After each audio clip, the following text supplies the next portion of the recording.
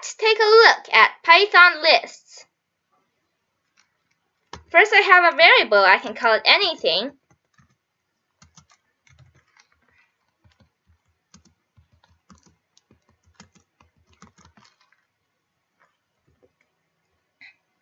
A list is basically comma-separated elements inside two square brackets.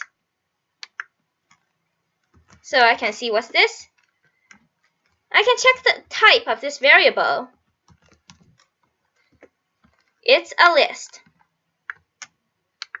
Now, what are the uses for lists? Well, we can append things to it.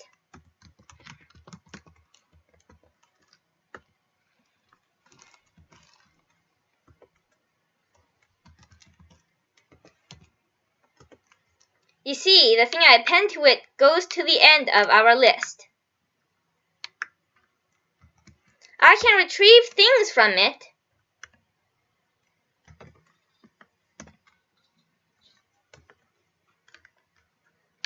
What does this mean?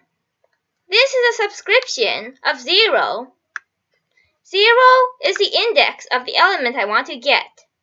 Since in Python, indexes start at 0, this is index 1, index 2, index 3, index 4.